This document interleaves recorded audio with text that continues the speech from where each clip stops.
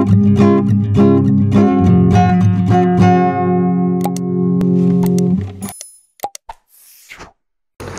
adik-adik, selamat datang kembali di channel kami, Maco Math Concept. Nah, di video kali ini kita akan lanjut membahas pemantapan TPS seri yang ke-15 ya. Nah, berikut sudah kami sediakan beberapa soal dan trik praktis untuk menyelesaikannya. Dan di akhir video sudah kami sediakan soal sebagai bahan latihanmu. Jangan bagus-bagus dan ketik jawabanmu di kolom komentar di bawah. Makanya perhatikan terus video ini, tonton terus sampai habis supaya kamu paham ya. Oke, kita mulai membahas nomor 1. Kita baca dulu soalnya sama-sama. Diketahui A dan B adalah bilangan yang lebih dari 1 ya, bilangan lebih dari 1 berarti positif ya.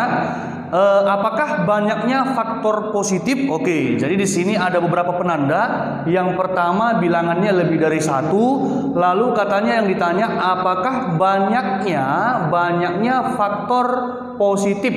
Oke, banyaknya faktor positif dari perkalian A dan B, berarti A kali B selalu bisa ditentukan katanya kan. Oke, nah jadi di sini tipe pilihan jawabannya A, B, C, D, E itu seperti biasa ya. Oke, mengharapkan kalian sudah ingat karena sudah beberapa kali kita bahas. Oke, nah coba kita tentukan dengan melihat dulu pernyataan pertama ya. Katanya A itu adalah bilangan prima. A itu adalah bilangan prima. Jadi si A ini bilangan prima. Nah, coba kita perhatikan. Kalau seandainya A bilangan prima dan B kita tidak tahu bilangan apa, tapi yang tahu kita pasti dia lebih dari 1 ya.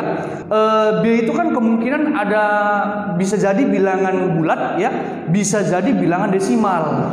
Nah, kalau nanti si B itu bilangan bulat, otomatis bisa kita cari faktorisasinya ya, faktornya.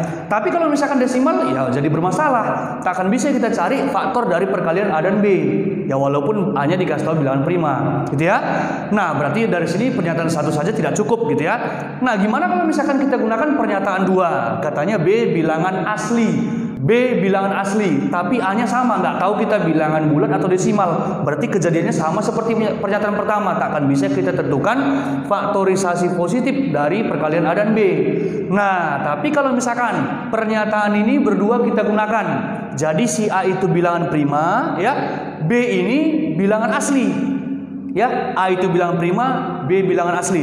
Berarti sebenarnya untuk faktorisasi pertama saja sudah pasti bisa kita gunakan. Jadi andaikan ini A, ya ini pasti B karena A itu prima, gitu ya. Nah, B itu bilangan asli. Kalau bilangan asli, guys, dan seterusnya udah pasti bisa kita tentukan berapa faktornya, apa-apa saja faktornya, gitu ya. Jadi kesimpulannya harus kedua pernyataan digunakan supaya bisa menjawab pertanyaan di atas. Maka jawabannya adalah C, gitu ya. Nah, berikutnya untuk soal nomor 2 ya, sama seperti nomor 1 tipenya ya, tipe menjawabnya. Katanya apa? Rata-rata nilai ulangan matematika dari 24 siswa, ya di sini ada 24 siswa adalah 82. Jadi 82 itu adalah rata-ratanya gitu ya. Kemudian Rani, Divo dan Vio, berarti di sini ada 3 orang ya. 3 orang, sorry kita tulis di sini aja ya. 3 orang. Oke, 3 orang mengikuti ulangan susulan ya. Berapakah rata-rata nilai ulangan matematika jika ditambah nilai ketiga siswa yang mengikuti ulangan susulan tersebut? Artinya apa? Berapa rata-rata? Jadi rata-rata yang diminta di sini maksudnya itu rata-rata gabungan ya. Rata-rata gabungan dari 24 siswa dengan 3 siswa orang tadi ya, 3 siswa yang tadi gitu ya. Nah, lalu katanya coba kita putuskan pernyataan 1, pernyataan 2 ini apakah cukup untuk menjawab pertanyaan di atas. Nah, kalau misalkan cerita rata-rata gabungan, berarti kan bisa-bisa aja kita tuliskan seperti ini rumusnya. Rata-rata gabungan itu sama dengan N1 X bar 1 ditambah N2 X bar 2 dibagi jumlah orangnya N1 tambah N2. Nah, coba kita substitusi apa-apa aja yang kita ketahui di atas. N1 itu banyak orang yang ujian pertama gitu. Ada berapa banyak? 24 gitu ya. Berarti 24 dikali rata-rata 24 orang itu berapa? 82. Kita tulis di sini 82 ditambah N2. N2 itu yang menyusul. Yang menyusul itu ada 3 orang. Berarti kita letakkan 3 di sini dikali. Nah, X bar 2 rata-rata 3 orang tadi kan nggak tahu. Ya kita letakkan saja X bar 2 per, nah yang penyebutnya Berarti di sini 24 ditambah 3 gitu ya. Ini ya 24 ditambah 3. Nah, kalau misalkan ditanya rata-rata gabungan ini, otomatis kita harus mengetahui berapa rata-rata gabungan dari ketiga siswa yang mengikuti ujian susulan. Kan seperti itu. Nah, jadi artinya apa? Kita lirik pernyataan ini, katanya apa? Yang pernyataan 2. Rata-rata nilai Rani, Divo, dan Vio adalah 68. Nah, dari sini aja langsung ketahuan bahwa apa?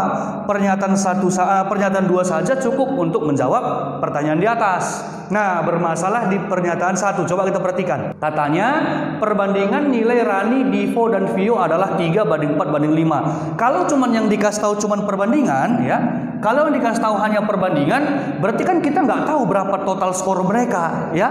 Kalau kita nggak tahu berapa total skor mereka, ya kita nggak tahu berapa rata-rata ketiga nilai mereka. Kan seperti itu. Artinya apa? Kalau hanya dikasih tahu perbandingan, maka tidak akan bisa kita jawab pertanyaan di atas. Nah, jadi dengan begini, kalau pernyataan 2 saja cukup, pernyataan 1 saja tidak, maka jawabannya adalah B ya. Oke, kita lanjut yang nomor 3 ya. Kita baca dulu. Pada segi 4 KLMN, KL sama dengan LM, KN sama dengan MN. Kita Bang rasa kalau seandainya apa kita gambar terus ya. Nah, anggaplah seperti di gambarnya. Kita ikuti aturan-aturan yang ada di atas. Katanya apa? KL sama dengan LM. Nah, ini L-nya muncul 2 kali gitu ya. Berarti kita anggap di sini L dengan catatan LM ya, di sini M berarti ya. LM sama dengan LK gitu ya. Anggap di sini KLK atau KL ya. Berarti ini sama panjang. Nah, lalu katanya apa? KN sama dengan MN. Oke, KN sama dengan MN. Udah pasti N-nya di sini. Oke ya, KN sama dengan MN. Oke, berarti ini sama panjang. Oke, nah itulah pernyataan pertama. Lalu katanya dan diagonal KM sama dengan NL. Oke, M. Oke, sama dengan bukan sama ya, berpotongan di titik P gitu ya. Katanya berpotongan di titik P. Oke, kita anggap di sini titik P. Nah, lanjut. Jika NP sama dengan PL.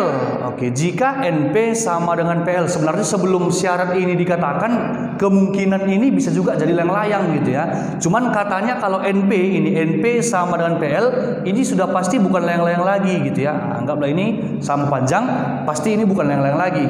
Nah, kalau bukan layang-layang, jadi bangunnya pastinya apa? Ada 2 kemungkinan ya, ada 2 kemungkinan. Yang pertama bisa jadi ini persegi ya, persegi dengan catatan kalau persegi ini panjangnya sama-sama ini gitu ya, atau di salah satu sudutnya pasti siku-siku.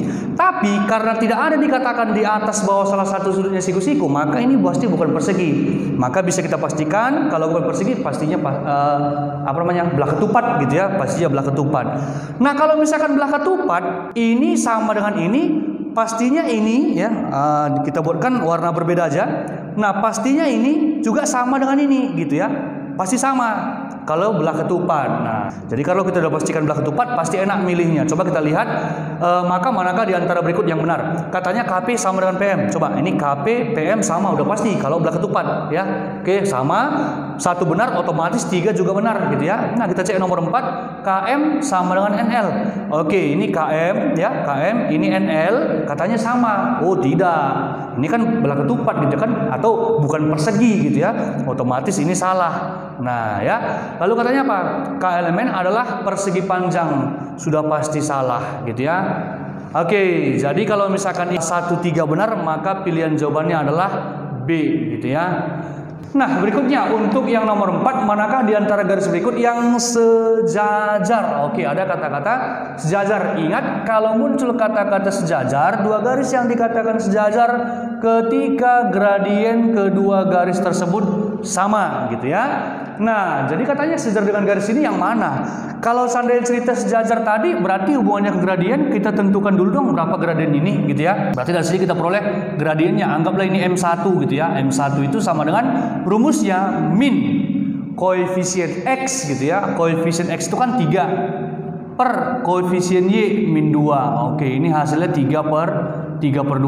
Jadi kita lihat di antara keempat garis ini mana gradiennya yang 3/2. Kalau 3/2 otomatis sejajar gitu ya. Kita cek. Nah, kalau misalkan kita cek dari sini, berarti dari sini gradiennya kita peroleh, anggaplah ini M2 gitu ya. Berarti min koefisien X-nya min 6. Oke, per koefisiennya 4. Berarti ini sama dengan 3/2 sederhananya. Sah? Berarti 1 benar gitu ya. Kalau 1 benar biasa kita cek nomor 3. Nomor 3 udah pasti benar, berarti kita cek yang nomor 4. Nah, yang nomor 4 kalau seandainya dari sini gradiennya itu sama dengan min koefisien X, koefisien X2 per koefisien Y minus 3. Berarti sama dengan 2/3. 3/2, 2/3 beda, berarti salah gitu ya.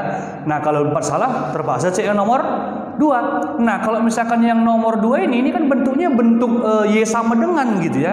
Kalau misalkan bentuknya Y sama dengan, otomatis di sini gradiennya itu adalah koefisien X sendiri. Jadi kalau misalkan koefisien X gradiennya kan 3/2, sama. Ternyata pernyataan 2 benar.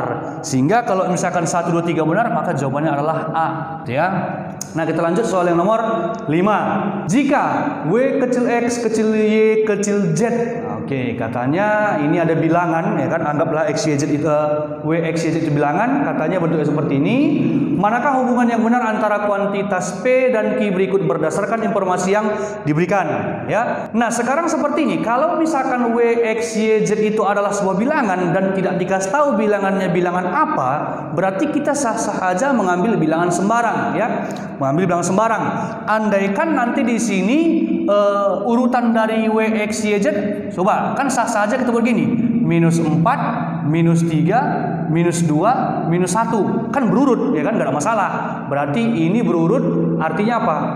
Mulai dari terkecil sampai terbesar. Ini sesuai dengan pertidaksamaan di atas gitu ya. Jadi kalau misalkan nanti kita kalikan, misalkan ini kita kalikan. Nah, inilah hasil perkalian dari W dan X gitu ya, W dan X. Nah, ini hasil perkalian dari Y dan Z ini ya, Y dan Z. Ini kan hasilnya siapa? 12 gitu ya, yang ini 2. Nah, dari sini 12 besar 2, artinya P besar I ya, berdasarkan angka yang di sini gitu ya. Nah, tapi kalau misalkan kita ambil angka yang berbeda, anggaplah angkanya 1, 2, 3, 4, toh memenuhi pertidaksamaan di atas, berarti gak ada masalah gitu ya. Nah, kalau misalkan ini kita kalikan, nah inilah sebagai WX ya, berarti hasilnya 2.